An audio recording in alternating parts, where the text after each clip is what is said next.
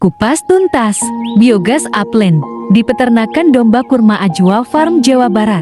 Yuk kita simak sampai selesai ya guys. Gimana kalau gasnya berlebih atau Bapak nggak pakai? Sebetulnya sia-sia ya kalau kita tidak pakai. Tetapi mungkin ada masa-masa di mana kita tidak di kandang ya Pak ya, atau tidak menggunakan, apa yang akan terjadi? Apakah dia akan meledak? Jawabannya tidak. Dia tidak akan meledak, tetapi gas yang di dalam sini yaitu pasti bertekanan. Dia akan menekan cairan yang terjadi ini sama ini akan luber. Bapak bisa lihat ya, tadi kan kita pakai ini biogasnya ya untuk masak di sana, nyalain lampu. Tadi awalnya sebelum kita pakai itu permukaannya segini nih. Kelihatan kan Pak? Ketika kita ambil biogasnya, ininya turun. Permukaan air turun di sini, di sana juga akan turun. Ya, jadi kalau Bapak rutin mengisi setiap hari, menggunakan biogas setiap hari, maka ini akan berlangsung sempurna setiap hari. Tetapi kalau Bapak tidak menggunakan biogas, nanti Bapak akan mengeluh gini, biogas ini kenapa sudah penuh ya? Padahal kan saya masukin nggak banyak tiap hari. Itu saya bisa pastikan Bapak tidak pakai biogasnya. Apa yang terjadi kalau Bapak tidak pakai biogasnya? Mendingan Bapak salurkan, ini kan ada nih, kan memang sengaja ada 2 keran ya Pak. Satu itu kita alirkan ke kompor dan alat-alat lain. Satu ini keran kontrol ini gunanya untuk ngambil seperti ini, atau untuk melepas biogas kalau Bapak nggak pakai.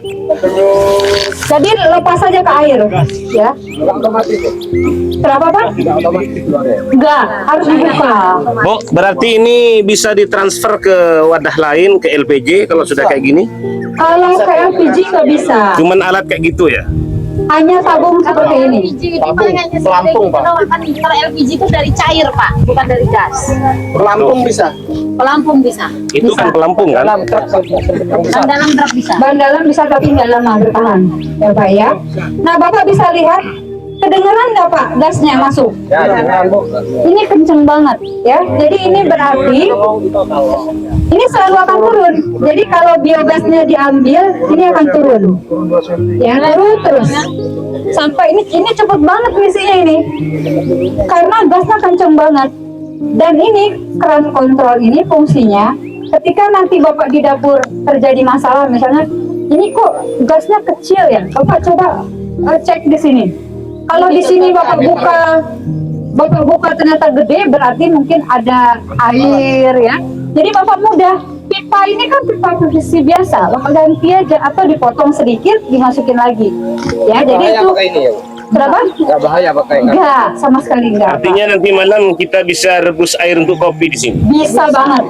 Ya, bisa. Di situ, di situ Pak. Di situ sudah Bakar ada ikan. kompor. Bapak bisa buktikan kalau ketika sesuatu dimasak dengan biogas itu tidak akan menimbulkan bau ke makanan, ya. Sama ya. Nah, nanti ketika ini sudah dipasang di lokasi Bapak Ibu, maka setelah dipasang kan diuruk lagi ya Pak, ditimbun tanahnya, maka harus dibeton ya. Nah, dibetonisasi supaya cantik Bapak. Jadi ketika orang melihat ke sini itu enggak kotor gitu ya Pak. Nah, betonisasi itu tergantung nanti seninya Bapak-bapak ya. Itu kenceng banget ya. Jadi nanti dibetonisasi sehingga ini tuh bisa kuat gitu ya, kuat gitu. Nah, mau ditambahin? Kurang ya? Udah kenceng kan? Nah ini turun terus Pak. Nah kalau turun begini berarti bagus nih. Ini berarti prosesnya berjalan dengan baik. Ini tinggal ditambahkan yang baru aja. Ya, ditambahkan dengan baru. Nah karena ini kotoran domba, maka Pak Ihsan biasanya merendam dulu ya kotorannya, baru dimasukkan ke sini. Kalau sapi enggak. Kenapa? Sistemnya lebih. Karena kotoran domba itu ada lapisan lilin Pak. Kalau lapisan lilin itu langsung terkena air, dia malah makin keras. Tapi kalau kita rendam di dalam air minimal 2 hari, dia akan lembek. Kalau kadang-kadang kalau dia langsung masuk ke sini tanpa direndam, itu di bak outletnya kadang-kadang masih ada sebagian yang masih bulat. Berarti itu pertanda bahwa tidak semua tercerna oleh bakteri. Jadi akan lebih bagus kalau kita bantu dengan merendam terlebih dahulu. Beda dengan kotoran sapi. Butuh tersendiri lagi harusnya Kalau kotoran domba memang ada bak kontrol di pengadaannya Pak, gitu. Tapi kalau kotoran sapi nggak ada, gitu ya. Karena dia langsung.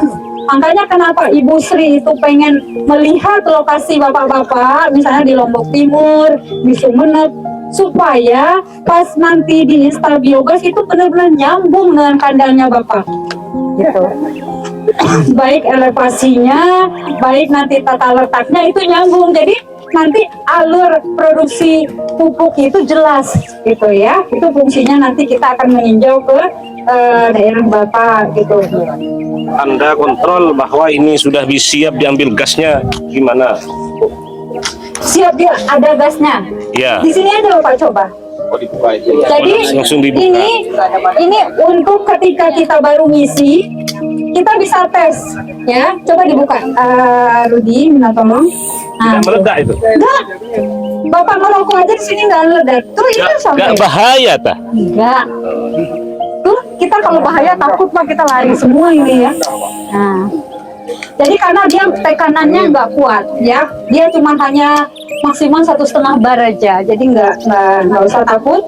Bapak ngeceknya di sini nanti, ya ada tidaknya gas. Berapa hari nunggu? Kalau baru masuk Dari pengisian pertama, kalau kotoran yang Bapak masukkan itu kotoran segar, 1 minggu sudah produksi gas. Tetapi kalau kotoran yang Bapak masukkan sudah lumayan kering, itu kita bisa menunggu sampai 10 hari baru dia produksi gas. Gimana kita ngetesnya? Kalau misalnya kita buka, ya, dia itu ngeluarin gas kenceng, tapi tidak bisa terbakar. Ada juga kasus seperti itu. Berarti bahwa yang terbentuk itu belum gas metan. Jadi yang terbentuk itu baru gas CO2. Ya, tapi nanti kita tunggu lagi. Jadi kalau misalnya dia belum terbakar, keluarin aja dulu gasnya. Habis itu kerannya ditutup lagi, Bapak tunggu, besoknya sudah bisa langsung nyala. Biasanya begitu. dari bau bisa nggak? Bisa banget.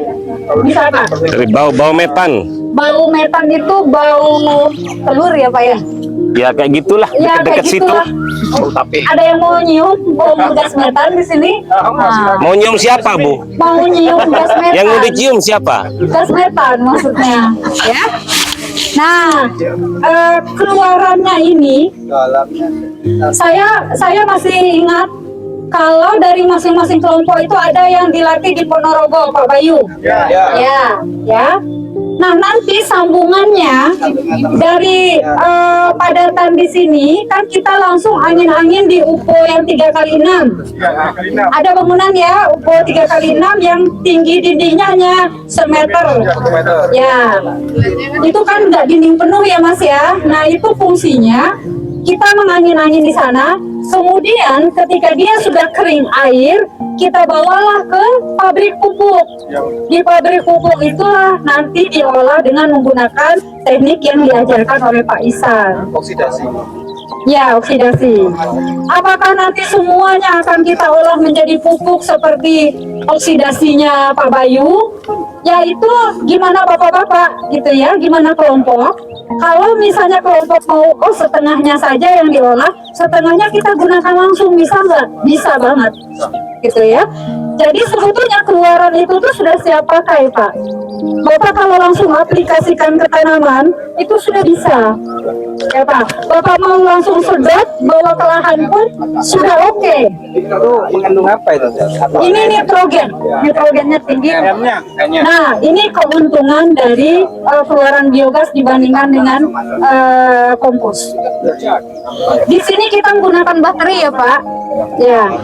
Nah, yang ada di keluaran biogas itu, yang paling penting itu adalah bakteri baiknya.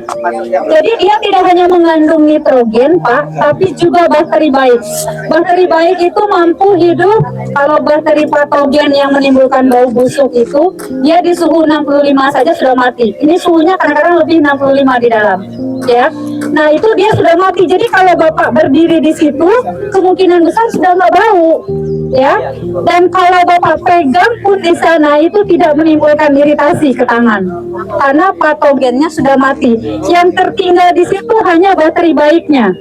Dan bakteri baik itu lebih dibutuhkan oleh tanaman. Penjahatnya sudah kabur, penjahatnya sudah kabur. Ya, penjahatnya sudah kabur di dalam sini, Pak. Dia sudah nggak mampu hidup di sini, sehingga yang baik-baik saja yang keluar di sana. Nah, itu yang paling penting untuk tanaman.